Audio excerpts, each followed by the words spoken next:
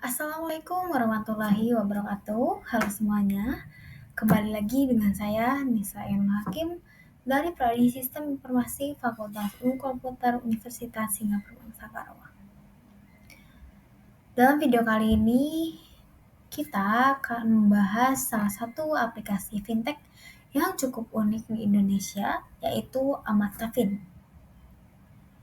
Nah, Amartafin ini aplikasi yang mengusung sistem peer-to-peer lending tapi dengan pendekatan sosial yang kuat. Bukan hanya soal pinjam-minjam uang, tapi juga bagaimana teknologi bisa memberdayakan masyarakat desa terutama pelaku UMKM perempuan. Nah, sebelum itu kita mengenal dulu nih Amartafin ini. Di Indonesia masih banyak masyarakat yang belum punya akses ke bank atau lembaga keuangan formal. Nah, di sini dan inilah yang melahirkan inovasi finansial bernama peer-to-peer lending atau disingkat dengan P2P lending. Sistem ini mempertemukan dua pihak secara langsung. Pihak yang membutuhkan dana, biasanya pelaku usaha kecil, dengan pihak yang ingin mendanai atau berinvestasi. Salah satu pionir di bidang ini adalah Amarta, yang berdiri sejak tahun 2010 dan kini mereka menghadirkan Amartapin, sebuah software aplikasi keuangan digital yang memperluas jangkauan Amarta ke ranah digital yang lebih luas. Nah, Amartapin ini adalah aplikasi keuangan digital berbasis sistem peer-to-peer. Melalui aplikasi ini, pengguna bisa melakukan investasi mikro, memberi pinjaman usaha, hingga melakukan transaksi digital seperti pembayaran tagihan dan pembelian pulsa. Bukan hanya itu, Amartafin juga menyediakan fitur sosial seperti zakat dan donasi.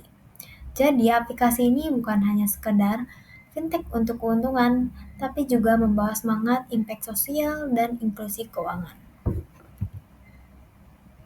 Nah, mari kita pahami dulu nih bagaimana sistem peer-to-peer lending ini bekerja.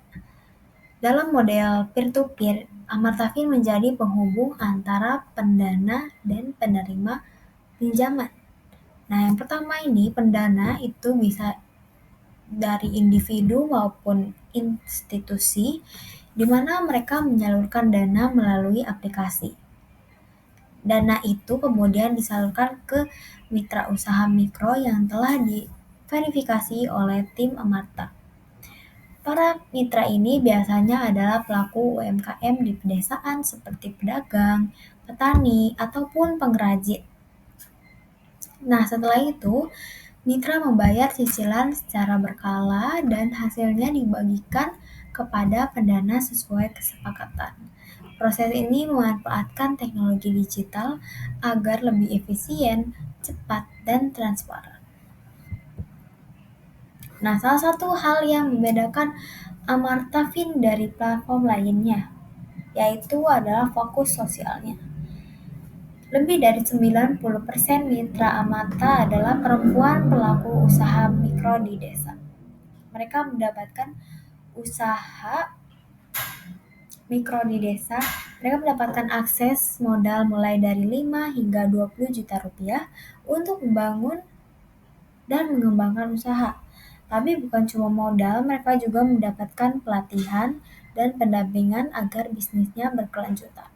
Jadi di sini teknologi tidak hanya untuk profit, tapi benar-benar menjadi alat pemberdayaan masyarakat. Nah, sekarang saya sudah berada di aplikasi Amartafin, di mana kita bisa mendaftar dengan menggunakan nomor HP ataupun email ya, teman-teman. Lalu, karena tadi saya membukanya, mendaftarkannya dengan email, maka secara otomatis aplikasi ini mengirimkan kode OTP ke email yang sudah kita cantumkan tadi, dan kita bisa menggunakan kode OTP-nya untuk masuk ke sini. Nah, di sini ada dashboard-nya di mana kita bisa melihat fitur-fitur apa saja yang ada di Amartafin ini. Di sini kita ada cara pakai Amarta Fin. Nah, di sini tuh selamat datang di Amarta Fin. Produk utama kami ada di modal usaha hingga 30 juta. Jadi syaratnya seperti katanya, syaratnya ringan, cairnya tepat, dan tidak perlu jaminan. Terus ada langkah sederhana untuk danai usaha kita.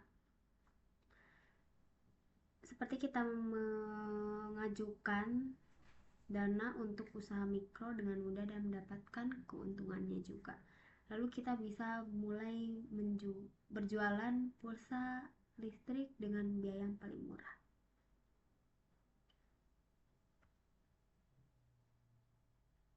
Nah, lalu di sini ada isi e-wallet, bisa listrik, pulsa, paket data, lalu ada PDAM, BPJS, top up game, ansuran, internet dan kabel, zakat maupun sedekah.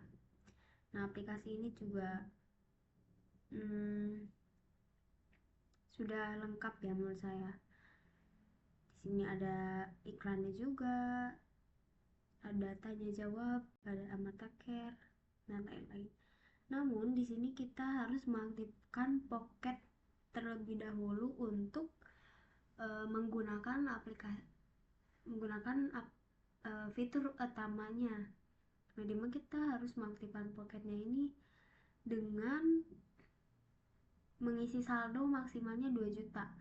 Jadi bisa mengisi saldonya itu lewat agen atau petugas Amarta melalui banking ataupun minimarket terdekat.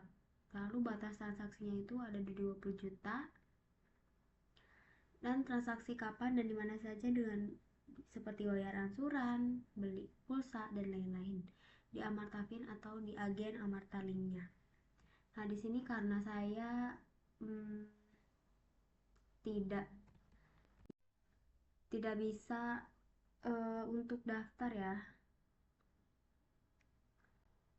karena di sini ada syarat ketentuannya.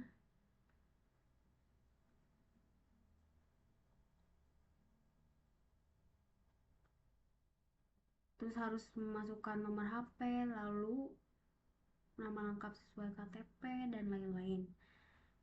Ini untuk menjaga data diri saya karena saya hanya mereview aplikasinya. Nah, di sini ada pinjaman. Di sini kita bisa melihat ansuran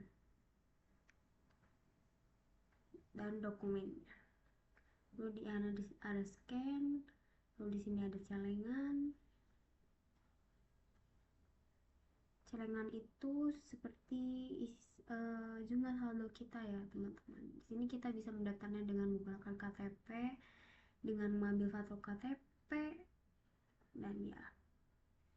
Di sini juga ada riwayat transaksi. Nah, itu.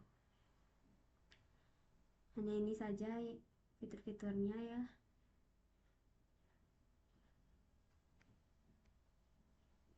Jadi sudah.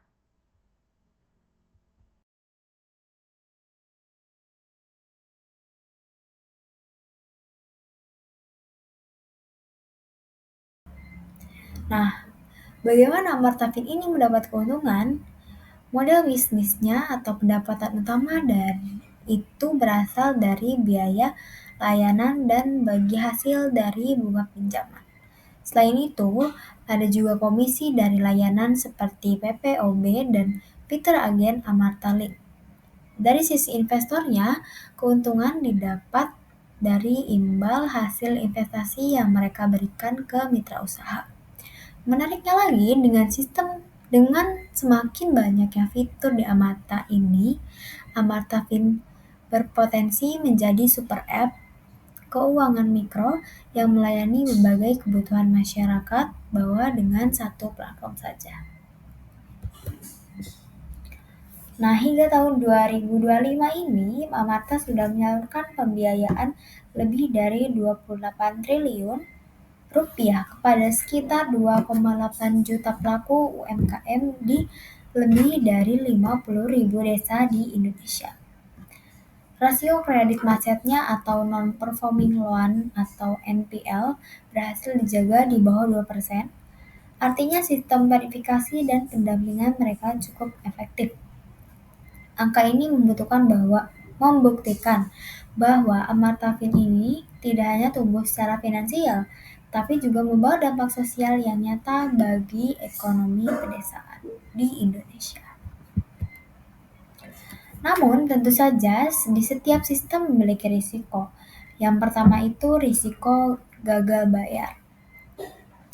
Jika kondisi ekonomi menurun, mitra bisa kesulitan mencicil, dan hal itu bisa mempengaruhi return bagi pendana atau investor.